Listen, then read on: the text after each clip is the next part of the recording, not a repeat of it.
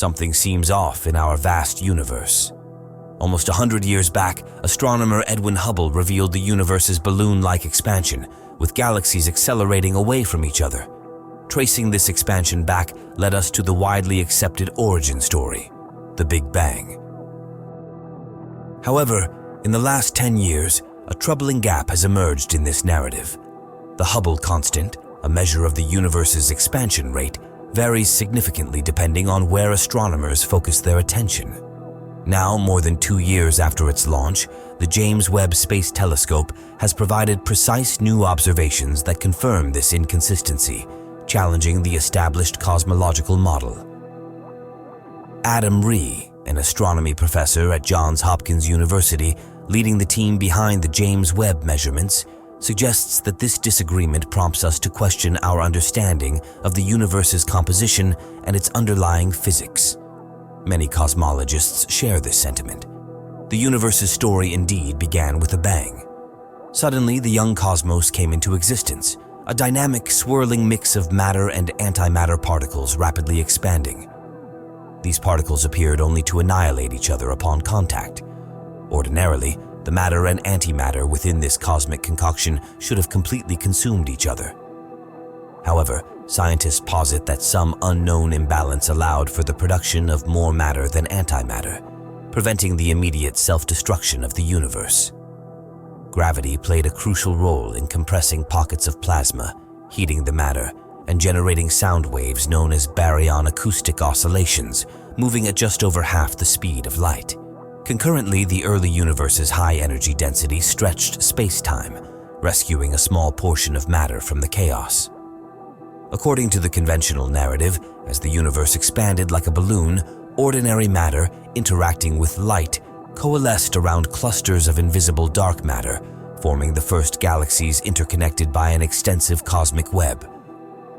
Initially, as the universe's components spread out, its energy density and expansion rate decreased. However, around 5 billion years ago, galaxies started to retreat at an increasingly rapid pace. The reason behind this acceleration was another unseen and enigmatic force known as dark energy. The easiest and most widely accepted explanation for dark energy is that it functions as a cosmological constant, an expansive energy uniformly present everywhere and at all times, intertwined with the fabric of space-time. In his general relativity theory, Einstein referred to it as lambda. As our cosmos expanded, the overall density of regular matter decreased, while the density of dark energy remained constant, gradually becoming the primary driver of the universe's expansion. When you combine the energy densities of ordinary matter, dark energy, and light energy, you establish the upper speed limit for the universe's expansion.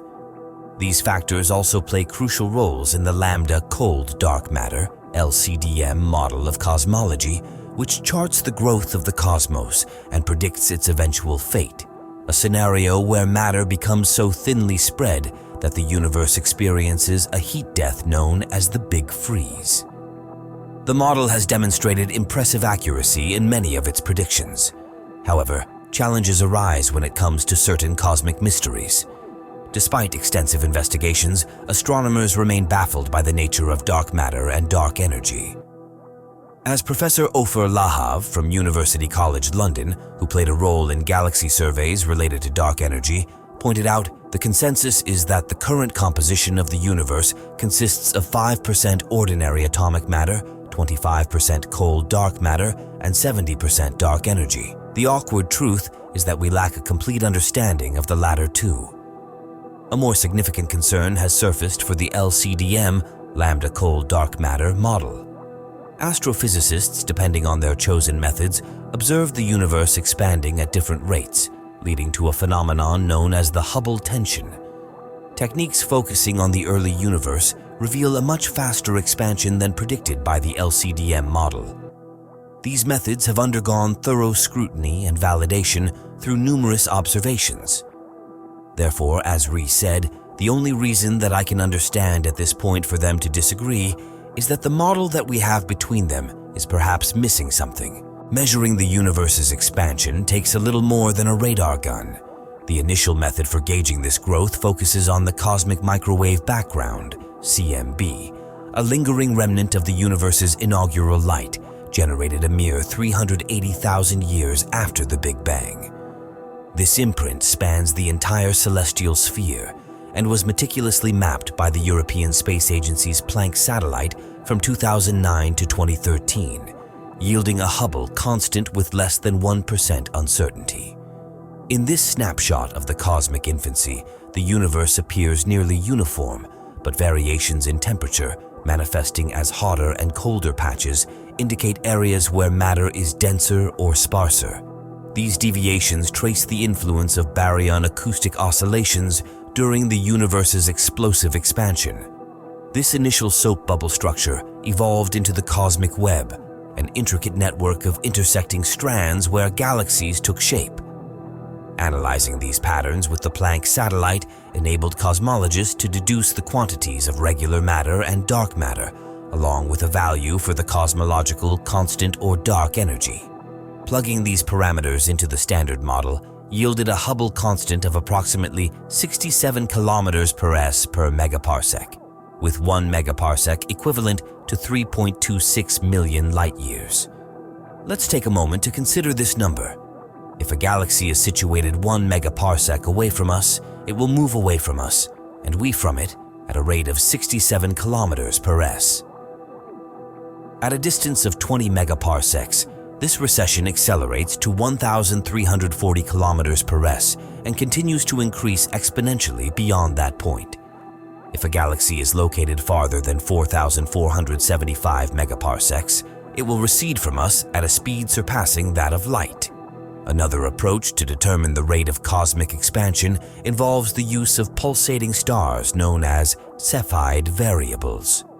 These stars, in the final stages of their life, have outer layers of helium gas that expand and contract as they absorb and release radiation, causing them to flicker periodically like distant signal lamps. In 1912, astronomer Henrietta Swan Leavitt discovered a crucial correlation. The brighter a Cepheid, the slower its flickering. This breakthrough allowed astronomers to measure a star's absolute brightness, enabling them to estimate its distance.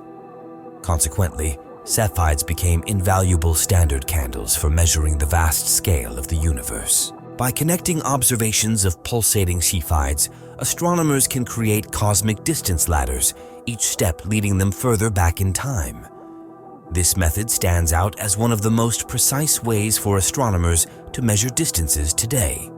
Wendy Friedman, an astrophysicist at the University of Chicago, explained, "To construct a distance ladder, astronomers start by selecting nearby Cepheids and cross-referencing their distances based on pulsating light with those determined geometrically. Subsequent ladder rungs rely solely on Cepheid readings. Astronomers then examine the distances of stars and supernovas on each rung, comparing the redshift, how much their light has been stretched to longer, redder wavelengths as the universe expands. This process yields a precise measurement of the Hubble constant. In 2019, this methodology was employed by Ree and colleagues, who directed the Hubble Space Telescope towards one of the Milky Way's close neighbors, the Large Magellanic Cloud. The result was astounding, an unexpectedly high expansion rate of 74 kilometers per s per megaparsec, in contrast to the Planck measurement. However, Hubble's precision proved insufficient for the team's study of densely populated regions of space, causing some distant Cepheids to blend with neighboring stars. Some scientists who disagreed with the prevailing cosmological views had room to suggest that the surprising findings might be due to measurement errors. When the James Webb Space Telescope launched in December 2021, it had the potential to either confirm or solidify the discrepancy or cement it at 6.5 m wide. Webb's mirror is almost 3 times the size of Hubble's, which is just 2.4 m wide. The James Webb Telescope not only has the capability to detect objects 100 times fainter than the Hubble, but also boasts greater sensitivity in the infrared spectrum, allowing it to observe a broader range of wavelengths.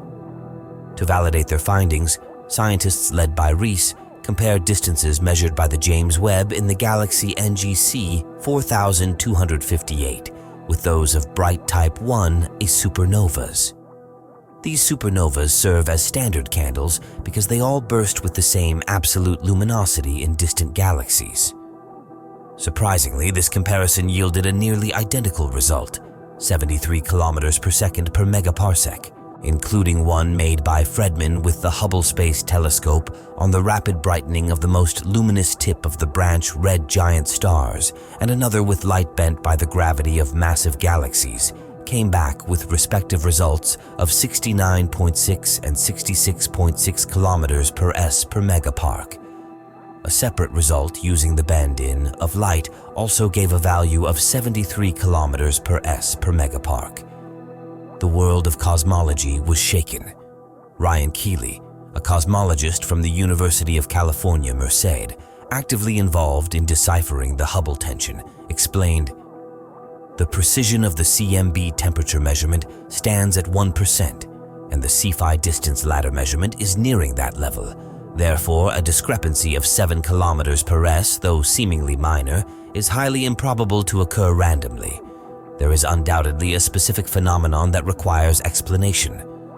The recent findings have created a vast uncertainty, causing cosmologists to divide into factions as they pursue markedly different solutions. Attempts to address the discrepancy officially, such as the 2019 conference at the Kavli Institute for Theoretical Physics, KTP in California, following the Hubble Space Telescope result, only led to more frustration. David Gross, a Nobel laureate and former director of the KTP, remarked at the conference, "We wouldn't call it a tension or problem, but rather a crisis." However, the path to resolution remains unclear. Rees is actively exploring an adjustment to the LCDM model, proposing that dark energy isn't a constant force, but evolves over the course of the cosmos based on unknown physics. However, Key's research presents a contradiction to this idea. His findings, along with his colleagues, indicate that the expansion rates align with the predictions of the LCDM model, extending all the way back to the cosmic microwave background, CMB. If any adjustments are necessary, it is more likely in the very early stages of the universe.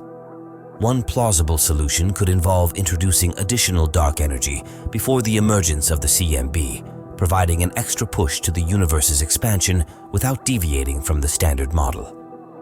Another set of astronomers firmly believes that the existing tension, coupled with the realization that the Milky Way is situated within an underdense supervoid, necessitates the complete abandonment of LCDM and dark matter. According to Pavel Kupa, a professor of astrophysics at the University of Bonn, the suggested replacement is a theory known as modified Newtonian dynamics, or MOND for short.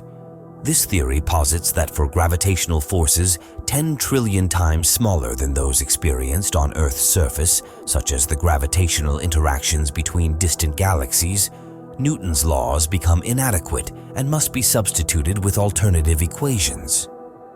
Some astronomers argue that their own computations reject the MOND assertions. However, Kupa maintains that cosmologists attempting to fine-tune the standard cosmological model are essentially introducing more complexities to an already intricate theory.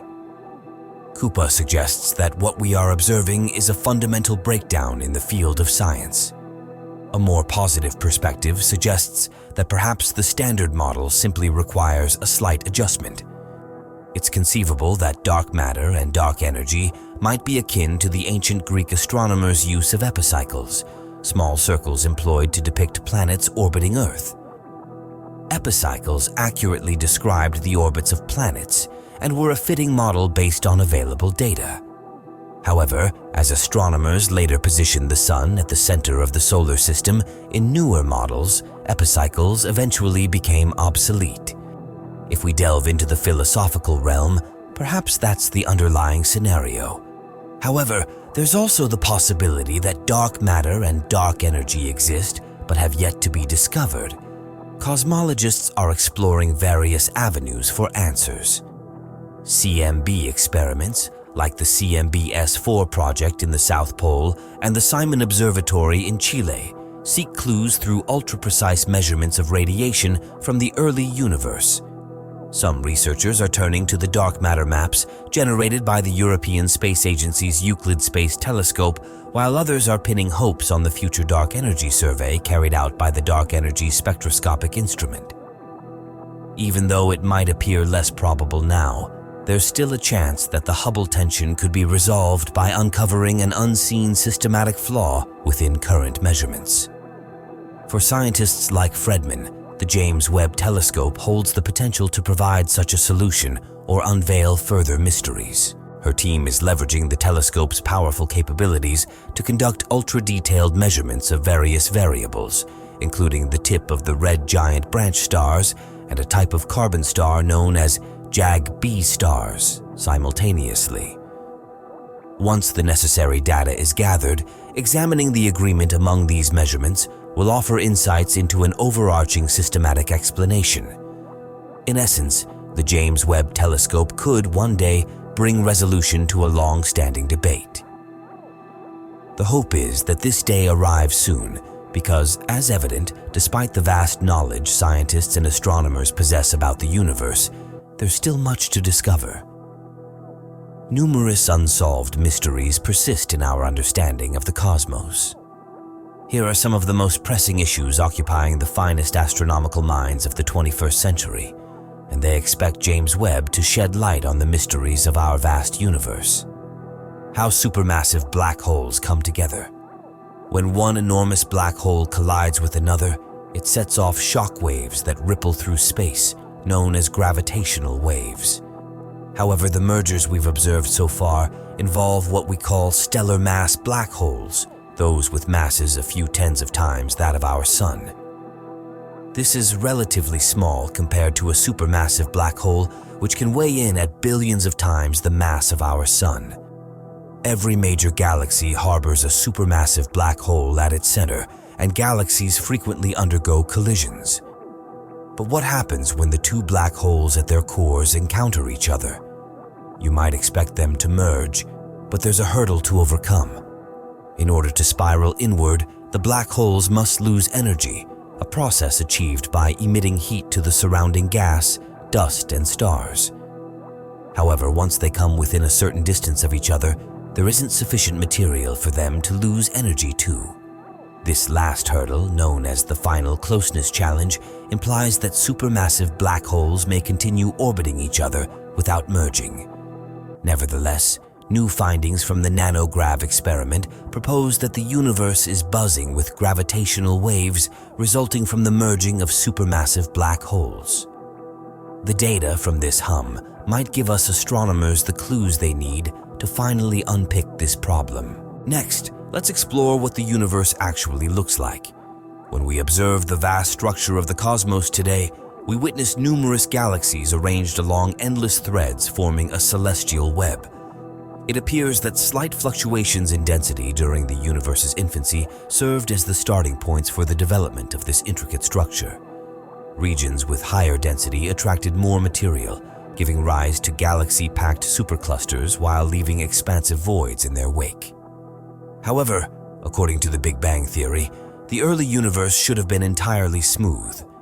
How is it possible that there were minor irregularities, just a few parts in 100,000, which ultimately shaped the universe into the form we observe today? An alternative explanation is found in a modification to the Big Bang theory known as inflation. This concept delves into the events of the universe's initial moments, proposing that it underwent an incredibly rapid expansion. In the first minuscule fraction of a second, the cosmos went from considerably smaller than an atom to about the size of a grapefruit in a trillionth of a trillionth of a trillionth of a second. Prior to this expansion, the universe was so compact that it was governed by minute quantum fluctuations. The subsequent burst of growth effectively magnified and amplified these variations. It's important to note that there is currently no concrete evidence supporting the occurrence of inflation, although it does help address certain issues related to the Big Bang. Additionally, the true size of the universe remains unknown. Astronomers typically refer to the observable universe, a spherical expanse extending 13.8 billion light-years in every direction from which light has reached us since the Big Bang. However, it's possible that beyond this cosmic horizon, there exist objects so distant that their light hasn't reached Earth yet. This complexity makes it challenging to ascertain the actual shape of the universe. At present, astronomers lean towards the idea that the 4D fabric of space-time is flat.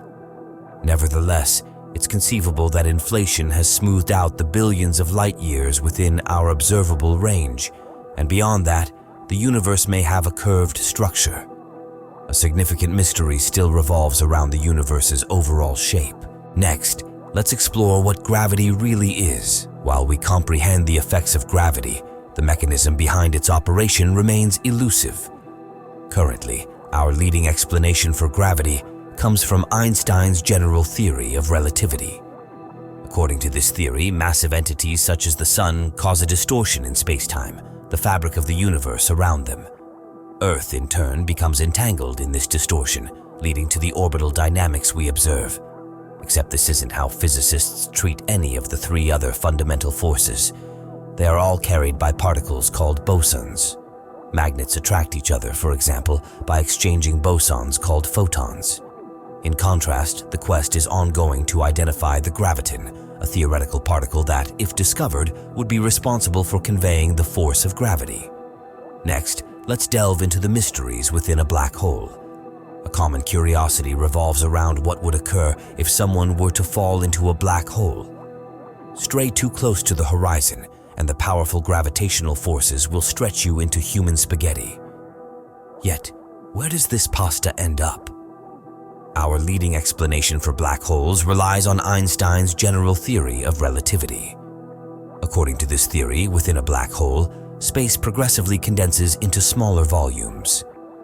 Ultimately, at the core, space is compressed into an incredibly tiny point known as a singularity. However, this singularity is more of a symbol of our current lack of understanding. The curvature of space becomes infinite, and the density of the singularity becomes undefined. Essentially, the familiar laws of physics lose their ability to predict what occurs. The looming challenge is quantum physics. When space is compressed to a size smaller than an atom, quantum physics likely plays a role. Despite numerous attempts, scientists have not successfully unified general relativity and quantum physics. If we someday develop a comprehensive theory of everything, we may uncover the answers needed to replace the concept of a singularity. Next, let's delve deeper into what exactly dark matter is. There's this puzzling thing about galaxies. They're spinning so fast that their outer stars should be flying off into space, but that's not happening. Instead, scientists think there's an invisible force at play, a cosmic glue called dark matter that keeps those stars together. We have no idea what dark matter is made of. It's one of the biggest mysteries in the universe and a major question that's yet to be answered. For decades, the leading idea has been about what are called weakly interacting massive particles, or WIMPs. Except that physicists have put in a lot of effort and searched wider and wider for them, and they haven't seen a single one, so they are starting to seriously consider other options. Additional contenders in the quest to understand dark matter include the notion that it might be attributed to the gravitational influence of smaller black holes formed in the early stages of the universe, known as primordial black holes. Alternatively, scientists are exploring the idea that dark matter could be a particle called an axion, initially conceived to address a challenge in particle physics. Another intriguing perspective proposes that dark matter might not be a tangible substance at all, but rather an illusion. Instead, it is the basis behind a theory called monde. It says that the lack of gravity is actually due to the fact that gravity works differently on the scale of galaxies, and we are misinterpreting the situation. Next, let's delve how galaxies come into existence.